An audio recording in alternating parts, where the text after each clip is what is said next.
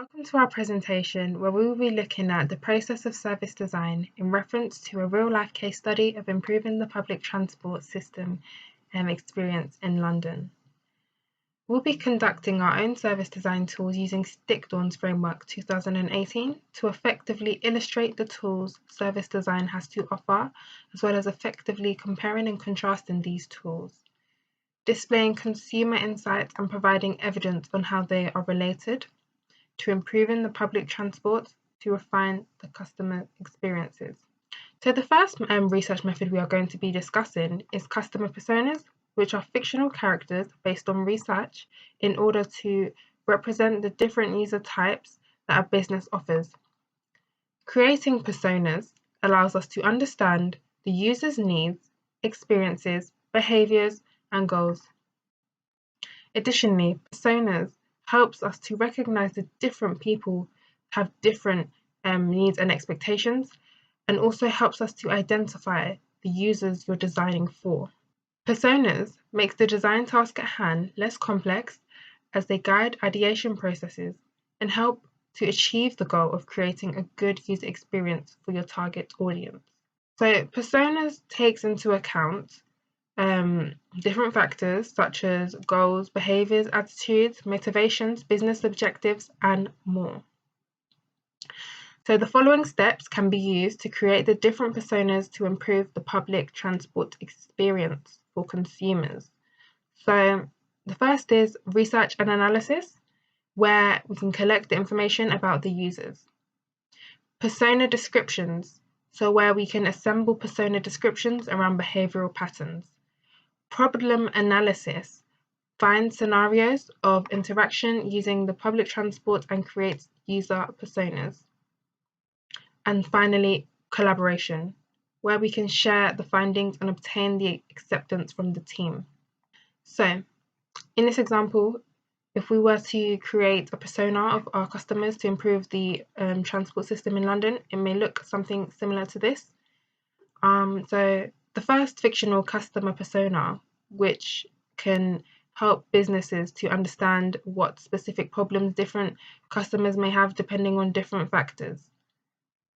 So here we have cost-efficient Alyssa, who is concerned about travelling into central London from her home several times a week as a student for university. In comparison to Nancy, the newbie visitor, who is 42 years old, lives in Coventry and barely travels to London. The second research tool we use in the design thinking process are in-depth interviews. In-depth interviews are a qualitative research technique which requires physical or remote interaction with a number of respondents individually to explore a particular situation, idea, or program. A skilled interviewer is usually used to conduct the one-on-one interview with the participants. It is important for the interviewer to show empathy by being attentive to the participants, which builds trust and makes them comfortable to express their honest preferences, needs, opinions, feelings, and description of how they use the rail transport in relation to how this service can be improved in the long run also. Because this research tool entails asking a variety of open-ended questions, which allows the interviewer to probe them for more understanding of their experience and needs. Moving on to the next slide, which explains the steps involved in conducting an in-depth interview. The first step is developing a sampling strategy, which means interviewing individuals that usually utilize the public transport, which enables the researcher to infer information based on the results from the target subset of the population without having to investigate every person. Secondly, writing an in-depth interview guide. An in-depth interview guide contains the questions that will be asked during the interview. For example, participants would be asked to describe their recent travels in relation to the case study, which would include how they plan, buy tickets, and navigate stations. These participants can elaborate on what works for them and what doesn't work for them, and how these touch points could be improved using technological innovation. Thirdly, getting consent and conducting the interviews. This involves contacting potential respondents to undergo the interview. A consent form is usually given to the participants because the human rights of research participants must be protected. And lastly, analyzing, documenting, and reporting the data gotten from the interview. Moving on to the next slide, in-depth interviews can be conducted in three different ways, such as in a structured, unstructured, and semi-structured approach. Conducting an in-depth interview can be done through face-to-face interviews, phone and online interviews, using various tools and technology such as MS Teams, Zoom, Skype, pen and paper, and using an audio recorder. Now, we are going to compare and contrast the pros and cons of personas and in-depth interviews. As you can see, both of these research methods provide useful ways to collect and analyze data. For the pros, personas help the researcher to understand and visualize the data collected by stepping out of his or herself to recognize that different people have different needs, behaviors, and expectations, whereas in in-depth interviews, it aims to obtain an accurate and generalized response of each participant during the interview. In-depth interviews allow participants to express their feelings, opinions, attitudes in greater depth, and the researcher can deduce the mood of a participant based on their body language and tone of voice. Whereas, as for personas, expressions cannot be seen, but rather allows us to understand the user's needs, experiences, behaviors, and goals based on fictional characters. Moving on to the cons. And the similarities between these two methods are that they are actually both time consuming, and the entire research could be a waste of resources if they are both handled by an inexperienced person or group of people. Personas answer the "who are we designing for" question and how would they use the service, and they work best when combined with in-depth interviews to discuss the insights gained because the interview explains why. It is best to create personas using research and not assumptions, as the data collected from in-depth interviews provides deeper insights to understanding the customer personas, which is useful in journey mapping. Ideation is a creative process of generating, developing, and communicating new ideas. It can be expressed in graphical, written, or verbal terms. I will focus on brainstorming, which is part of the idea generation stage. Brainstorming is a method of generating ideas and sharing knowledge to solve a particular commercial or technical problem, in which participants are encouraged to think without interruption. It is a combination of creative thinking with an informal, relaxed approach to problem solving. It encourages people to come up with thoughts and ideas that may appear a little crazy at first. A comfortable environment with no criticisms have to be put in place for this technique to succeed. Brainstorming can be done by individuals as well as by a group of people. This tool is mainly used when describing all types of ideation processes. A brainstorming session is led by a facilitator who introduces the topic and the specific rules which are explained in the next slide. The group then begins to generate and share ideas. These are recorded on whiteboards and flip charts. The ideas are then categorized and ranked by the group. Follow-up actions are agreed upon and the session closes. The purpose of brainstorming is to find at least one starting point for a new idea, and if that one does not pan out, then to widen the concept with the use of the alternatives. It enhances the creativity in writing, helps the group stay focused on the topic, reduces the blocks and deletions in writing. There are 5 rules which should always be followed while performing the process. The first rule is to say no to criticism of ideas during the session. The best way to minimize criticism is to disallow long discussions. Ideas should be presented in brief and short format. The second rule is that members must welcome all wild, silly, and crazy ideas. Building such ideas helps to keep the environment fun and humorous. It sometimes also helps generate creative and logical ideas. The third rule is to generate as many ideas as possible. One way to do so is that the facilitator will keep rotating the turns without allowing a break time, which keeps the competitive spirit alive. Some people produce more ideas when competing with others in groups. The fourth rule is to stay focused on a topic. The group tends to diverge from the topic. It usually happens while discussing. It is imperative to run on one path rather than shifting the path. And the last rule is that one conversation at a time. Sometimes a few group members start speaking to generate an idea that builds misunderstandings in the mind of other group members who are listening, as they cannot concentrate on one speaker at a time. To summarize, brainstorming is the most important and regularly used tool in performing the ideation process today. Ideally, this level is a playing field with no particular hierarchy where every participant's ideas have an equal chance of being somewhat debated. This process also helps in gaining knowledge and memorizing the content, and enhance learning overall. In addition to brainstorming, Lilia will now elaborate on a journey mapping method that is also part of the idea generation stage. Journey mapping, also often referred to as a customer journey mapping, is a strategic way of understanding the customer's wants and needs by creating a plan to improve marketing methods in order to target audience more effectively.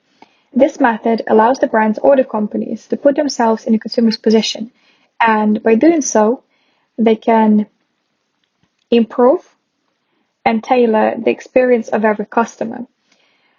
So essentially, journey maps help us explore answers to the what ifs that arise during the research and also conceptual design. However, before using journey mapping, it is important that we explore and adopt its main components.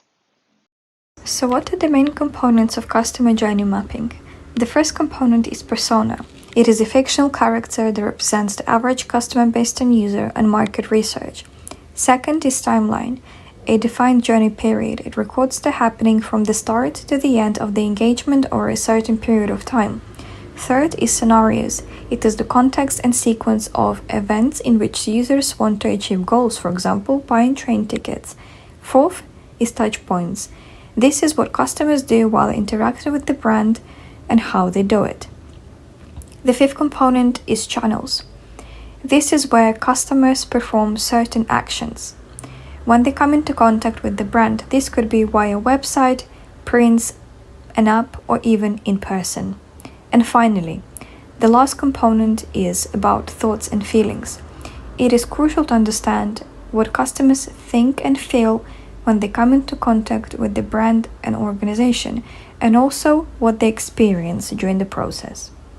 In its most basic form, journey mapping starts by compiling a series of user actions into a timeline. So for example, by linking back to our case study on improving the public transport, if we were to conduct a research on how to improve public transport, we would collect the consumer's data on their experiences, thoughts, and emotions, and then use this data in order to create a narrative.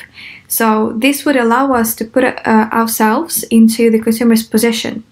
And by creating journey mapping with this information, it would lead us to a visualization, and therefore it would also enable us or the company to solve the problems more effectively, as we would focus on the issues that the consumers have actually experienced in the past. Now that we have explained brainstorming and journey mapping methods, we are going to compare these two in terms of pros and cons. First of all, one of the main similarities that is of great advantage is that both brainstorming and customer journey mapping provide a perfect opportunity for engaging all participants, getting to know their ideas, and also building their motivation.